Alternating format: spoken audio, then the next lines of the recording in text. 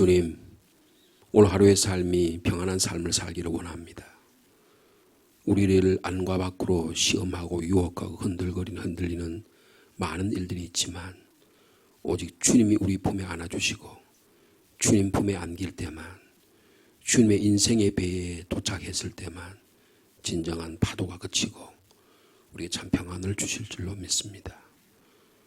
오늘 우리의 삶이 어떠하든지 주님 한 분만으로 주님 바라보며 오늘도 살아가는 복된 하루가 되기를 원합니다. 마귀 사탄은 입을 벌리고 어떻게든 우리를 유혹하고 넘어뜨리려고 합니다. 주님 저에게 시험에 들지 않게 하시고 악에서 건져 주시기를 원합니다. 예수 그리스도의 보혈을 피를 믿는 이 믿음의 능력으로만 주님을 우리가 서로 사랑하며 소망 가운데 주님에게 인생을 의지하는 복된 하루가 되도록 주님이 축복하여 주옵소서. 주님이 오셔서 나팔 불고 우리에게 찾아오실 때 주여 어서 오시옵소서 반겨 맞을 수 있는 오늘 하루의 삶이 될 수 있도록 주께서 역사하여 주옵소서. 예수님의 이름으로 기도하옵나이다. 아멘. 오늘은 1월 18일자 목요일 묵상 말씀이 되겠습니다. 여러분에게 나눠드린 유인물 17면이 되겠습니다. 시편 62편, 예레미야 19장, 그리고 요한계시록 18장. 본문의 말씀이 좀 깁니다만은 시편은 목금토 3일 동안 동일한 말씀이 되겠습니다. 먼저 시편 62편 5절 이하의 말씀 교독하겠습니다. 나의 영혼아 잠잠히 하나님만 바라라. 무릇 나의 소망이 그로부터 나오는도다.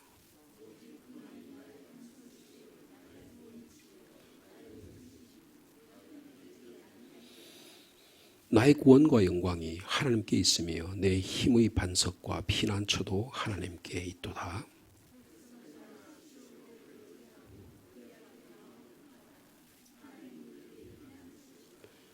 아 슬프도다. 사람은 입김이며 인생도 속임수이니 저울에 달면 그들은 입김보다 가벼우리로다.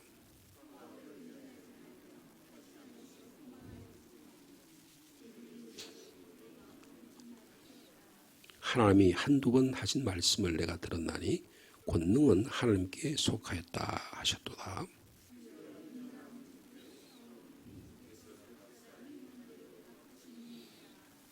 이어서 예레미야 19장 1절 이하의 말씀입니다.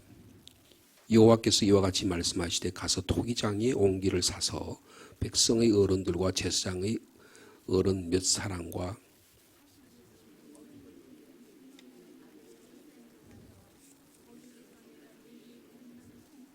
말하기를 너희 유다 왕들과 예루살렘 주민아 여호와의 말씀을 들으라. 만군의 여호와 이스라엘의 하나님이 이같이 말씀하시되 보라 내가 이곳에 재앙을 내릴 것이라. 그것을 듣는 모든 자의 귀가 떨리니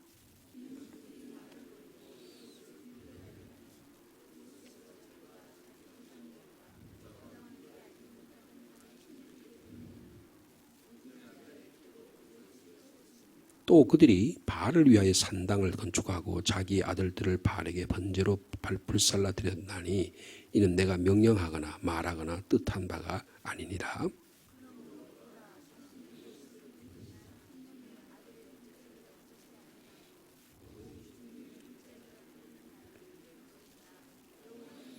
내가 이곳에서 유다와 예루살렘의 계획을 무너뜨려 그들로 그 대적 앞과 생명을 찾는 자의 손에 칼에 엎드러지게 하고 그 시체를 공중에 세워 땅의 짐승의 밥이 되게 하며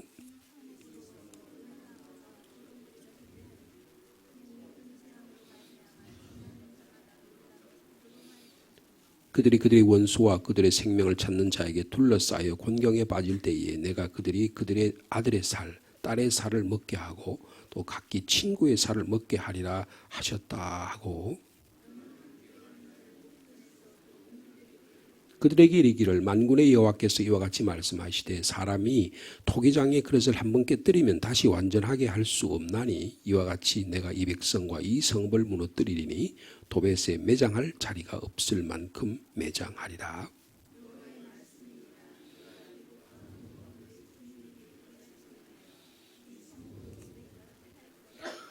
예루살렘 집들과 유다 왕들의 집들이 그 집 위에서 하늘에 만상에 분향하고 다른 신들에게 전제를 부음같이 더러워졌은즉 도벳 땅처럼 되리라 하셨다 하라 하시니.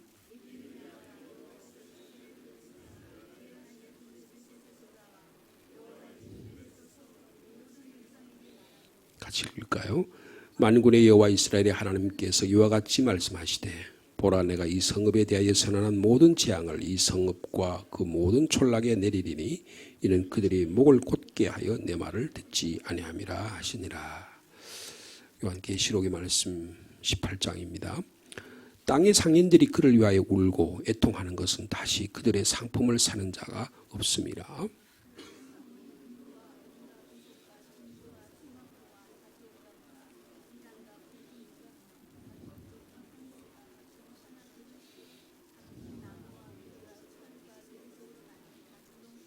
계피와 향료와 향과 향유와 유향과 포도주와 감람유와 고운 밀가루와 밀이요 소와 양과 말과 수레와 종들과 사람의 영혼들이라.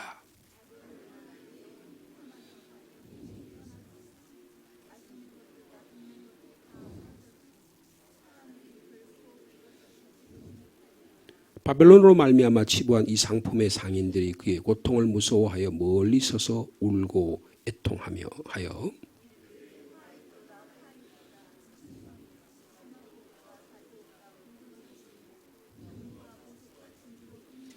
그러한 부가 한 시간에 망하였도다. 모든 선장과 각처를 다니는 성객들과 선원들과 바다에서 일하는 자들이 멀리 서서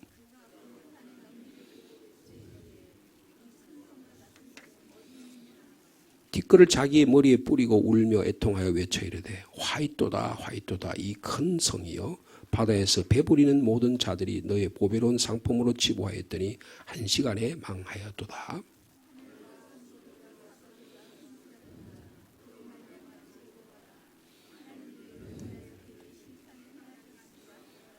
아멘. 계시록의 말씀은 이 상인들, 경제력을 갖고 있는 사람들이 일시에 멸망하는 이런 모습을 가리키고 있고요. 그리고 예레미야의 말씀은 이스라엘 예루살렘 성이 멸망하는 성의 멸망이 일시에 멸망하는 그래서 그 참혹한 모습, 사람을 먹는 거죠. 친구의 살을 먹고 아들과 딸의 살을 먹는 이런 온기가 완전히 깨뜨려져 버리는 이런 참혹한 삶의 모습을 말씀해 주고 있습니다. 여기에 대해서 시편 62편은 인생은 참으로 덧없는 것이다 이렇게 말을 해요. 슬프다.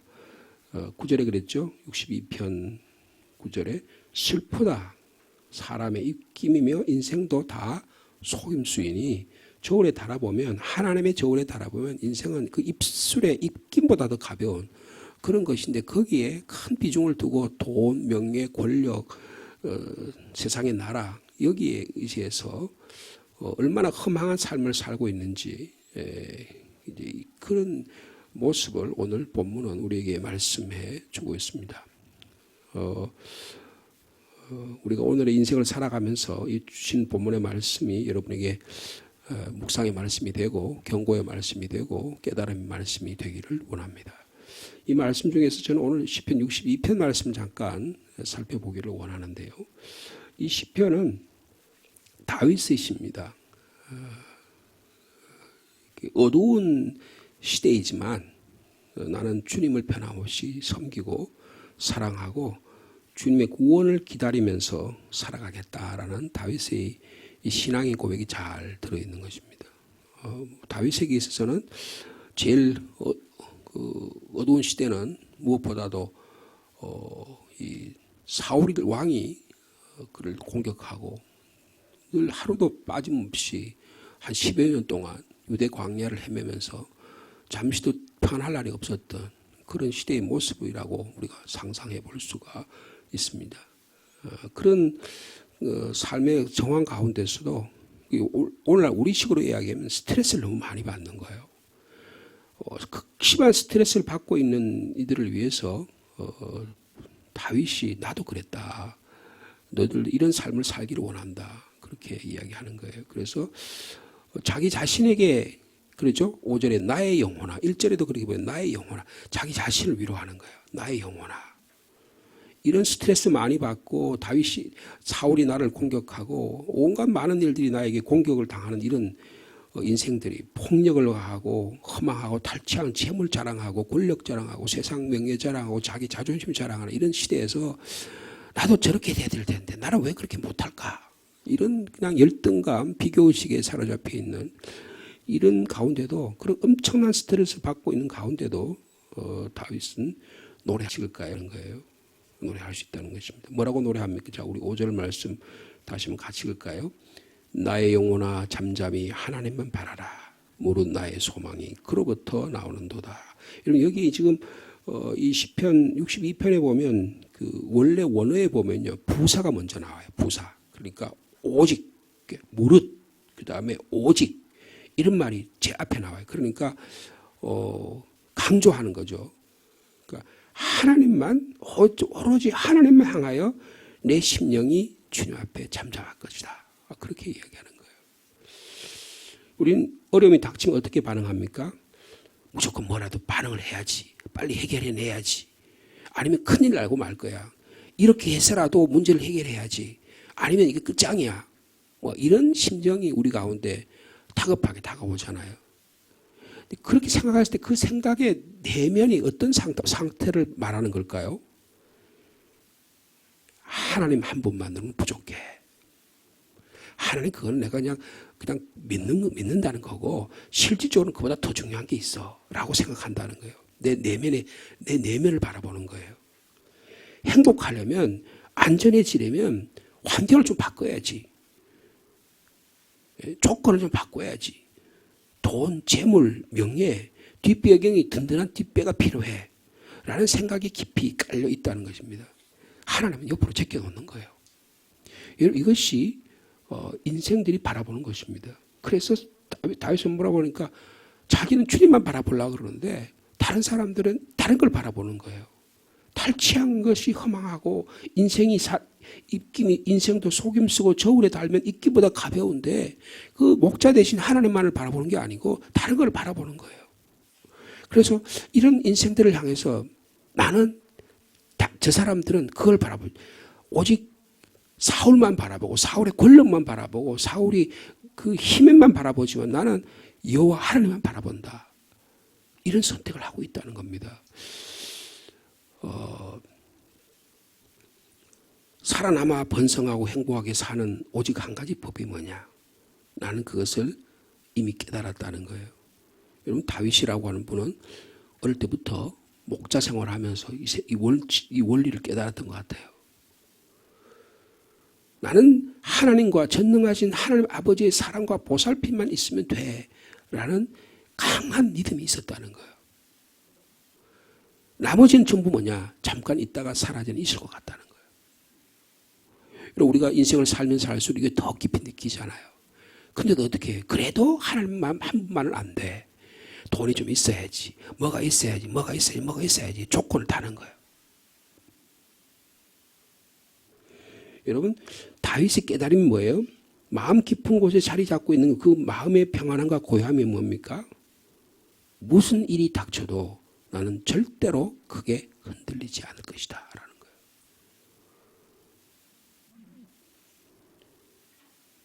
자, 우리 5절과 6절 말씀 다시 한번 같이 읽겠습니다. 시작.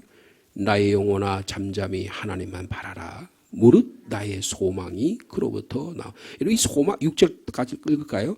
오직 그만이 나의 반석이시요 나의 구원이시요 나의 요새이시니 내가 흔들리지 아니하리로다. 어떤 주석가, 이 구약학을 공부한 주석가가 이 시편 62편을 하는데 이 소망이라는 게 뭐 히브리어 뜻이 뭐냐? 하나님과 내 사이에 직선으로 쫙 긋는 게 소망이래요. 그쪽에 꾸불꾸불하지 않다는 거예요. 여러분 가장 가까운 길이 뭐예요? 두 점 사이에 가장 가까운 걸 뭐라 그래요? 직선이라 그러잖아요. 소망이라는 게 히브리어 뜻이 뭐라고요? 하늘 내 사이를 쫙 긋는 거예요. 거기를 다른 데를 안 바라보는 거예요. 오직 하나님만 바라보는 거예요.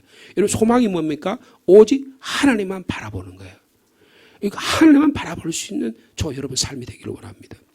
비행사가 말이에요. 운전수가 안개가 뭐가 되는 오직 그 빛을만 바라보고 예? 그리고 배를 운행하는 사람이 등 뒤에 그 불빛만 바라고 보잖아요. 그게 직선을 가는 길이에요. 생명의 길이라는 거예요. 근데 자꾸 주변을 곁을 바라보잖아요. 누가 날 도와줄 사람이 없나? 누가 내 뒷배가 없나? 누가 나를 이렇게 잡아줄 끈이 없나? 이런 것만 생각하잖아요.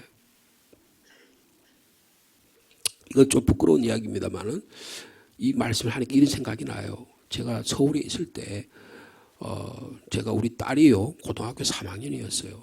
제가 신학대학원을 졸업하고 그러니까 당연히 이제 목회지를 구해야 되잖아요. 신학대학원을 졸업하고 이제 교육전도사 3년을 마치고 이제 전임전사로 나가야 되는데 제가 그때 나이가 40대 중후반이었었어요. 근데 보통 그때는 다 담임 목사로 나가는 때입니다. 시기가.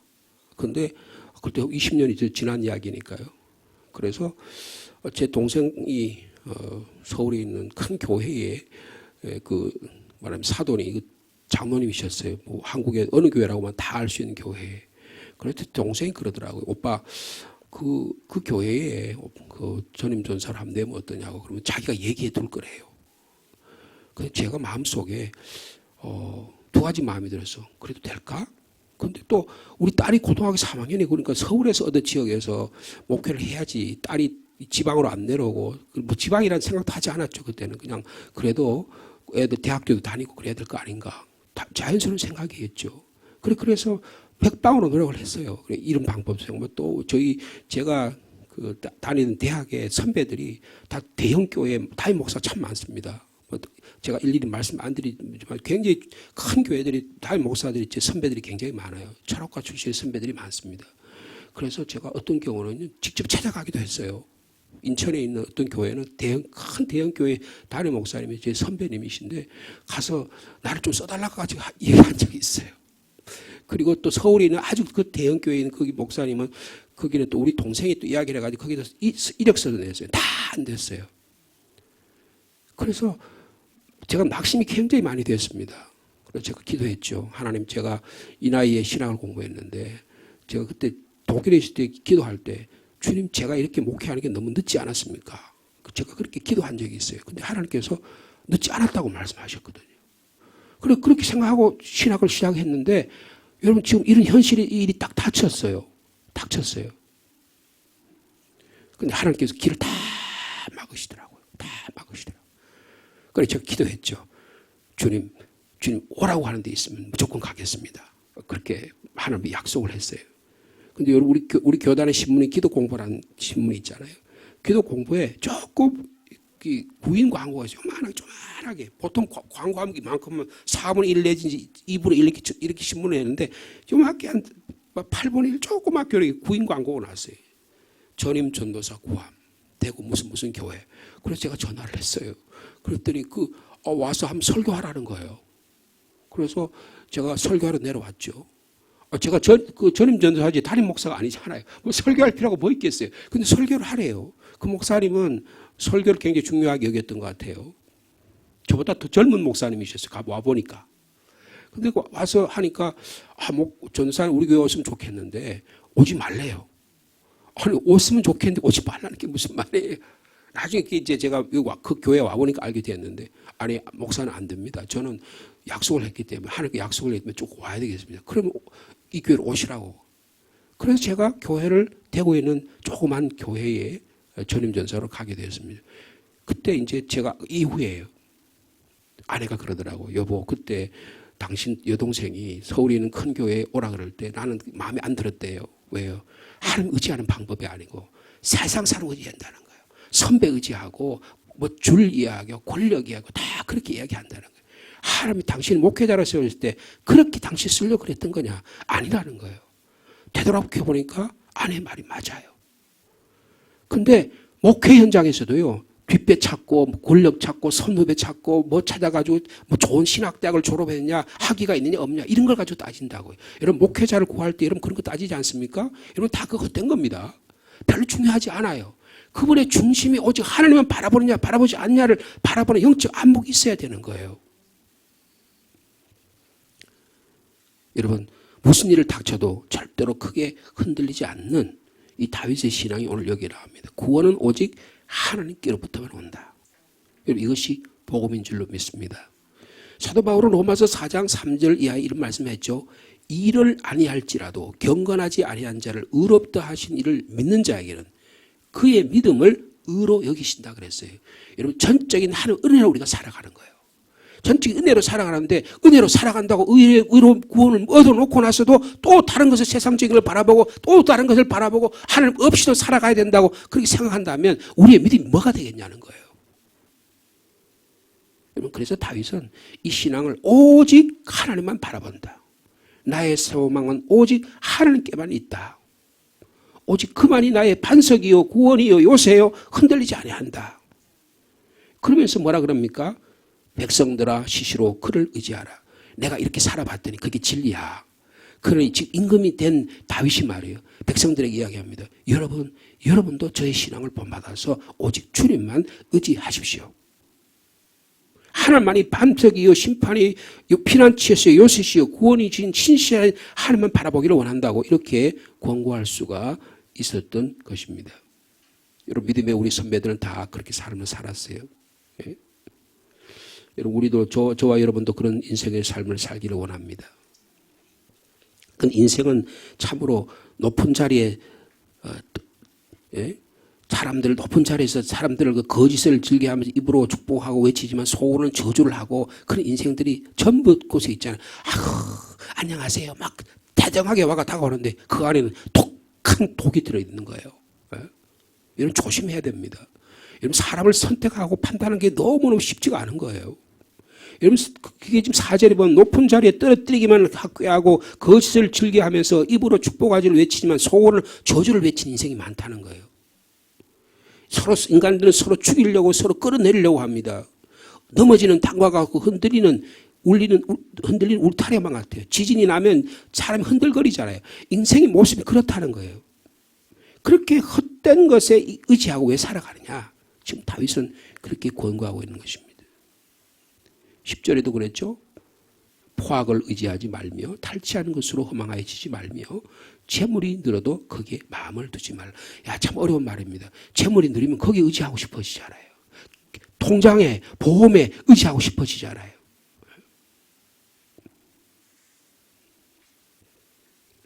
근데 하나님은 이 폭력을 사용해서 얻은 재물을 싫어하십니다.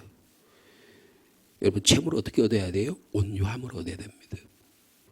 여러분 재물이 우리 얻어진 뭘 어떻게 사용해야 돼요? 가난하고 연약한 자를 위해 사용해야 돼요. 주의 몸된 교회를 위해서 사용해야 되는 것입니다. 내 안에 쌓아놓고 나면요 죄악이 점점 늘어나는 거예요. 그것이 자기를 지켜줄 것 같지만 내 마음은 점점 불안해지는 겁니다. 그러니까 더 높은 철조망을 세우고 더 높은 보안 시스템을 더 만들고 더 높은 보험 제도를 도입해야지만 내 마음이 편안해질 것만 같은 거예요. 여러분 다윗은 그런 인생을 살지 말라고 이야기하고 있습니다. 구원은 오직 하나님께만 오니까 잠잠히 하나님만 바라보라고 말씀하고 있습니다. 여러분 우리 안에 내적인 평안이 오늘도 저와 여러분 가운데 있기를 원합니다.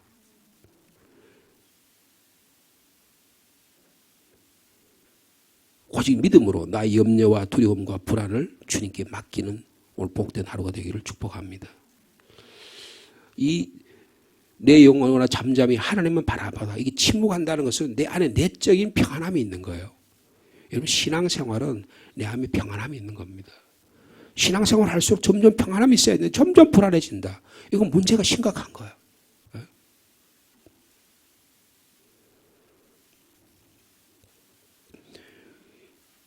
이스라엘 백성이 10가지 재앙을 애굽에 내리고 나서 해방을 받았잖아요.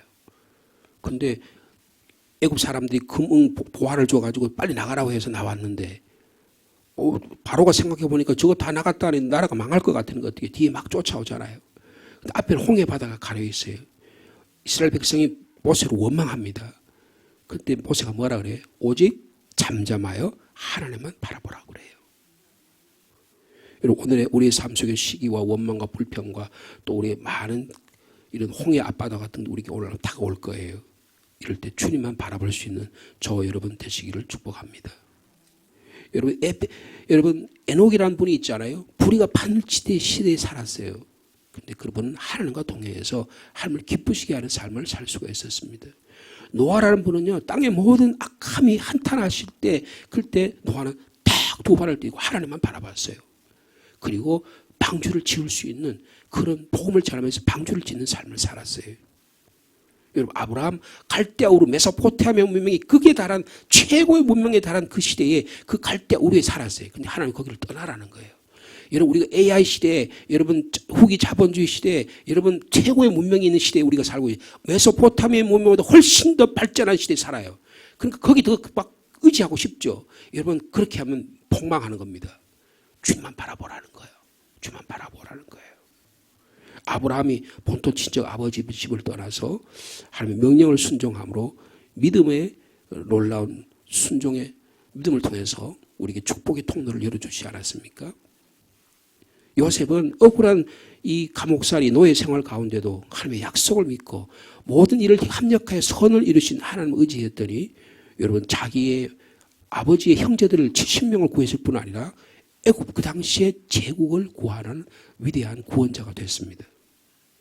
사무엘은 우리가 지난주에 말씀 드렸던 것처럼 말씀이 희귀하고 이상이 없던 시대에 살았어요.